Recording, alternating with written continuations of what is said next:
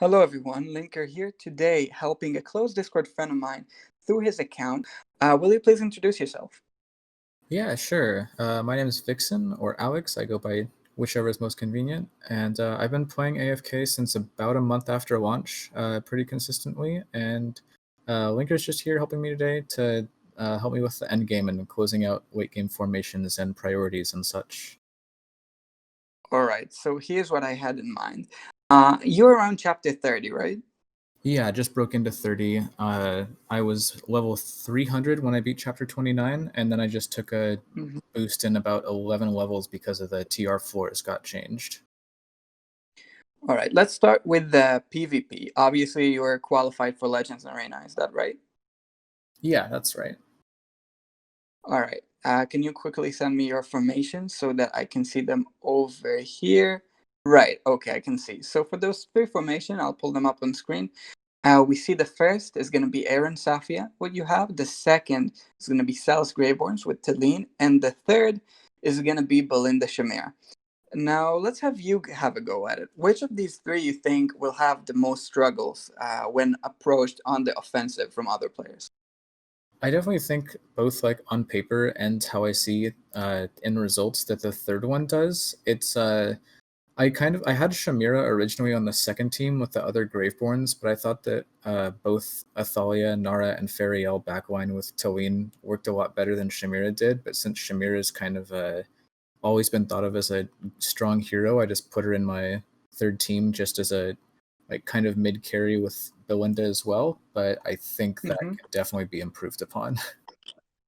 Definitely. I mean, the overall shape looks good, especially the first and the second setup. I really like the idea. I'll pull up the hero list over here that Alex has. But looking into your comps, I really think we can identify three better carries, especially on the defensive. Now, before we do that, let's just quickly look at what other people in your server are running.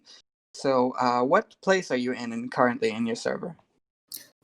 I get attacked a lot, so typically I win all of my fights on the offensive and push up to like Legends 60, 70-ish, and then I get attacked back to down around 80. Right, right. And what are people around the 40, around the 30 are running in your league? They're running some pretty questionable meta heroes. I think that mostly it's just that they're higher level than me, but I think that with some better teams I could probably beat them regardless of the level difference. Right. So what are going to be the carries that you often see? I see Shamira pretty often, which I think is kind of just that old mentality of Shamira being the best hero in the game. Um, Mm-hmm. which don't get me wrong, she still is an early game. I think she's like towards that early game, she's still probably the best hero you can have. But transitioning to late game, she falls off really hard, and I think people still cling to the idea of her being the best and just leave her in their formations, kind of like I did with my third team. Right, right. I think that's one of the things where tier lists shouldn't be followed blindly because you see in a lot of tier lists she's very low and she's extremely useful on the early game, but in the late game she falls off. So it's really a point of balance. Yeah, All definitely. right. And what other carries do you see in your ladder? I noticed Belinda a decent amount. I've seen Athalia do some work. I think Athalia without plus 30 isn't that big of a threat, but she still can lock down backline pretty well. I see. So Athalia, and I bet leveling up, you'll also see the likes of Gwyneth and Aaron if you Right. go at least to the 30s or the 20s. So I'll prepare for you three comms. We're going to go offline here for a second to think what could be the best defensive comp for you. Sure. Okay, so we thought of three comps offline. As you can see, we're really trying to address the carries that Alex was talking about. First, we want to address those more offensive kind of mage sets. So Shamir and Belinda should never beat you. And this is why I came up with these three sets that have two sets that are very strong in the backline and another one that's very good with two spiraling carries. Let's just walk over them. So the first one is going to be Wilder's Sophia, and we're going to have Nakaruru, which is a recent addition if you look at Legends Championship. She's really good because she's able to avoid the initial burst from Aaron says, and she still delivers with her very unique type of CC. Aaron, Sophia, a very common combo that you like to see. Second, we have Careless Celos Graveborn, another one that I personally really like, and you have a lot of great heroes for. We see Wukong, we see Athalia with the Blade. We'll talk about artifacts in a second. See Grezel, a very crucial piece there, mitigating magic damage from incoming sets, making the set so much more consistent against the Belinda and Chimera you talked about. And we're going to have Gnar and Feral invading the enemy backline and landing CCs. Lastly, this is going to be the one that is my personal touch here, because specifically with the heroes that you have, I think you're just on the verge of the God comp. So we came up with a Talene Rosa, Saurus, Rowan, Lucius set. So Alex, what do you think is the role of Rosaline and Lucius in this slot in the set? Right. I like the idea of having Lucius on backline instead of frontline here. As he walks forward, he knocks the enemy frontline back a bit, while as when Rosa is walking back towards Rowan in this idea, because he has the highest power rating of these five. She gets those iframes and then gives additional energy to kind of keep that energy cycle going of having Rowan be the one to constantly ult. Exactly. Rowan also very crucial for that team, giving with his dazzle some attack rating to all nearby enemies, having especially since we have this special Saurus Talene set that really benefits from this extra power. Yeah, definitely. All right. We also came up with an artifact set. I'll walk through it. Saurus Call, I think, is a very unique one. But here, because Saurus spirals out and he's essentially the main carry of that set, you really want to give him haste and make sure that he ults. Athalia is by default going to hold Blade. She scales great of attack. Rowan with Grace for the dodge. Talene with Chalice to make sure she stays alive. Lucius with Cloak for the defense. Aaron with Eye for the haste. And Feral with Conviction, giving him extra crit. Now, what do you think about the power balance in these three sets? I think they're pretty well diverse. I like if I saw that on the when I'm on offensive, I don't really know how I'd tackle any of these. Even with the third set, which I think is like on paper probably the weakest. It's such a like weird off meta pick, right? To see Saurus in the back like that and like not really sure how to deal with that. Like you kind of see that it's kind of sort of an energy cycle, but you also have that high aggro offense in Saurus and Talene's scaling, right? With how Lucius keeps her alive and Rowan keeps the energy cycle going. I think that's overall they're really solid teams here.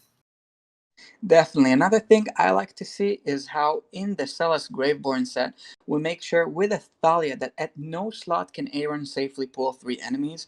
Usually, a common mistakes I see people make is then when they make their Graveborn Arena set, they just forget that Aaron exists, right? So what you see is that often they'll just position all those great Graveborn heroes, and then somebody walks up with the Aaron Leica and just completely destroys that set.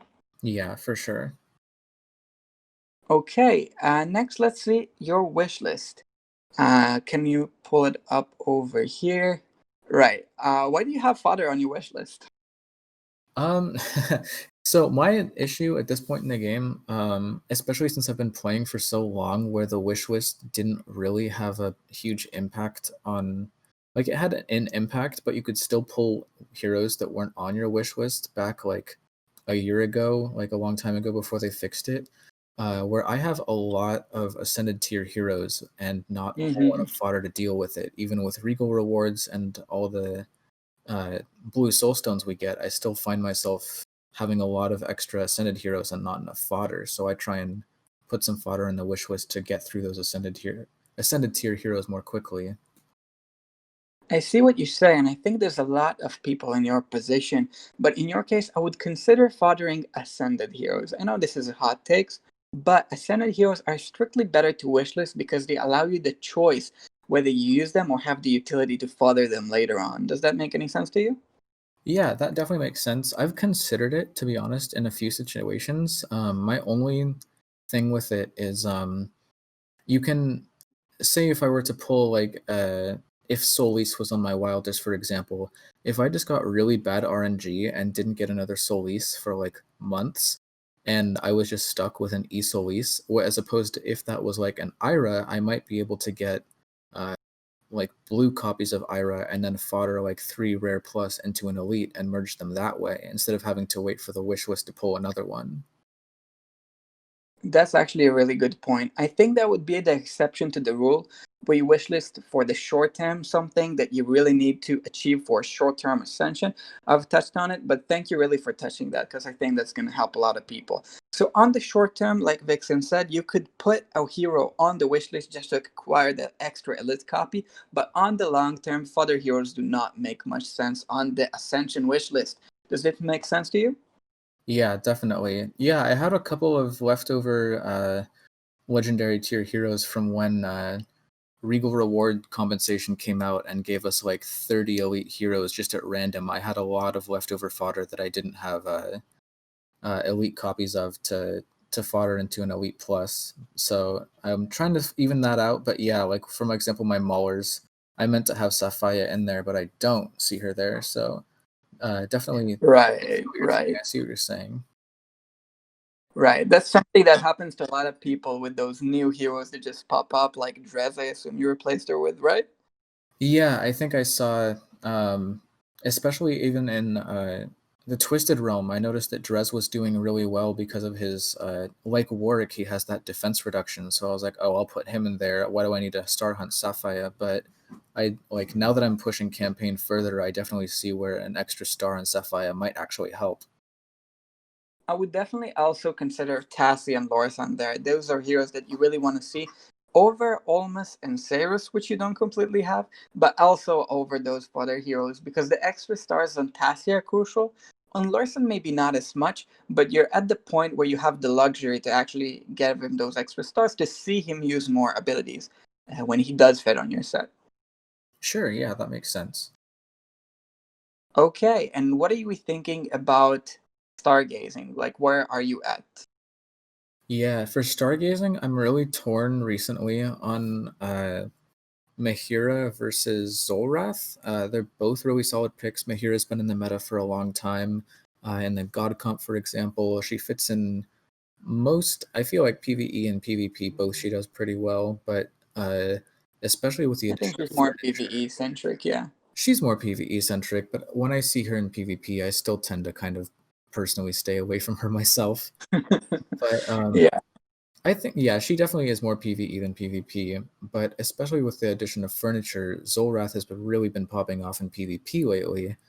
So I've kind of been torn because I have them both at E, so I'm not really sure which one I should be gazing for. As you can see, I have a lot of diamonds just waiting to decide on who to stargaze for. So Right. So looking at your account, you're actually really close to the God comp. You have Aziz, I bet you're getting with Challenger coins. And right, we see Talene, we see Rowan, we see the twins already, High Ascension, and some SI investment.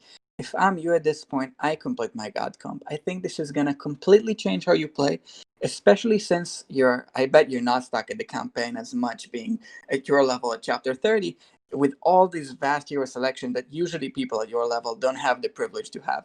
So this extra Mahira is going to seriously bring you forward, bring you the God comp, and she's going to allow you to get more resources on the long term so that later you can focus on PvP. Does that make sense? yeah, definitely. I'm probably with the boost in like 11 levels I think that I got when I pushed TR. I think that chapter 30 should go by pretty quick, but once I get into 31 and start having to worry about multi teams, I think it's going to start struggling a lot more. Where Mahira On might. the verge of the end game. Yeah, You definitely. are. It's right there, yeah. How about dimensionals? What are you thinking? Dimensionals are a weird spot. I think, especially lately with the release of Ezio just a couple of weeks ago, you did a good video covering him when he released. He's I really want to believe in Ezio and think that he has potential, especially like not that anyone probably well, some people would probably do, but having him at 9 out of 9 furniture, I think that has a lot of potential. But I was kind of wondering, even with Nako breaking out into PvP, who should have my 4-star? Because my Brutus is at 4-star, and he's my only 4-star hero right now. So out of the dimensionals, I'm kind of thinking either Ezio, Nako, or Arthur for 4-star, but I'm not totally sure. Ah, man. Were you a Brutus carry back in the day about a year ago? Back in the day, yeah. Had him on the wish list and everything when he was considered meta. Oh, man. You could tell an old core player like that. Definitely. So I think it has to be Arthur. And the reason is not that he benefits the most from the stars, but rather because Arthur is so much more prominent in the set. So you're going to use Gwyneth soon. You're going to use Khazad eventually. And Arthur is so common to see in the stages that you're approaching chapter 31, especially 32 and onward. I would put him on the 4-star slot. Okay. Yeah, then the other three I can give all 3-star slots to with heroes that I'm not using as much in PvP, like in the Challenger Arena. There's some 3-star heroes that I don't use there, like Kaz or Warwick is pretty much only in TR these days. Yeah, there's also Shamira, but then earlier you made that good point that it shouldn't be followed blindly like those tier lists that always put Shamira down. At your stage in the game, she's probably pretty useless, especially when compared to the likes of Talene or Farrell. But for the early game, a lot of people miss out on those tier lists. They use them blindly and they forget that she can really deliver up to chapter 23 or 25 to get people to those end game stages where she really doesn't matter as much. Yeah, I think I pushed Shamira pretty much as far as she would go. I think she took me like into chapter 26, 27-ish, but I really started feeling, even with Blade, that she just wasn't dealing that much damage when I was pushing like 50, 60, 70 level differences. She just wasn't really doing it like Iran or Sapphire was. All right. Oh. All right. What's another topic that you would like us to look at this session? Yeah, I wanted to look at the SI signature items, how I just got done building a lot to 30, the slow burn of buying the 20 silver chests from the lab. I got Iran to 30, Source to 30, Sapphire to 30, and Gwyneth to 25. I've had Rowan fit for a long My time. man, I like to segment up this 25, Gwyneth knowing to the 25 secret. for sure, yeah. Sophia, I think, is not one of the must-haves. She's pretty good, but have you checked out how slow she is? Yeah, she's not the best at 30, but I had a lot of since I was buying the 20 chests and the 20 silver chests from the lab, I had a lot of Maulers saved up for Mauler reds, and I was like, it's either Mhm. Sapphire or Scryath, right? So I might as well do Saph since I use her all the time in PvE. Scrath, I think, is a slower priority for you because those sets with Aaron Scrath is those niches that you're gonna find later. Much like the Right. Namor furniture is a question I get a lot. Many people see those sets and are like, all right, maybe I should focus that. But if I'm you and in your place, I start from those sets that are 100% consistent in the early lane, like the God Comp, like Celeste Graveborn. And once I have them built, I start looking into those other niches, like Skriath, like Namor Furniture, like Khazard, etc. Does that make Right. sense? Yeah, so you mentioned like God Comp, for example. So you think since I'm gazing my hero, should I take her straight to 30 once I get her to Mythic then? Sounds great to me. I would definitely say for Mihira, for now, for the short term, I would start focusing on Estrilda, Arthur, and Tassie to 20. And I think you're actually sleeping on your Fox. Could that be the case? Yeah, I kind of stopped using Fox because I kind of transitioned out of using him in the Challenger Arena, and then once I got Gwent to Ascended, she kind of took his spot in the Lightbearer Tower. So I haven't used him in a while because I haven't really seen any use for him, but I have noticed his SI has CC immunity, right? So that might be helpful at this point in the game. Definitely, definitely. I think for now you're in a sweet spot where you can use Fox later because he's more of a substitute kind of hero. He's not necessary in most cases. But as you step forward to chapter 31 and 32, I think he's definitely going to take a crystal slot. So I think I would take Estrilda Fox, Arthur, and Tassie up to 20. I would consider Aziz and Wukong in the near future as you bank for them. For the distant future, I would wait until you get the God comp because you really want to see where it carries you. It'll probably change the way you play. And as you transition to the late game, you're going to see where you're getting stuck. It could be PvP, it could be PvE, maybe certain factional towers. So at that point, with the extra flexibility that you'll have as you step forward, I'll consider where you want to really put those SI30 mythic emblems that are slightly harder to get. Does that make sense?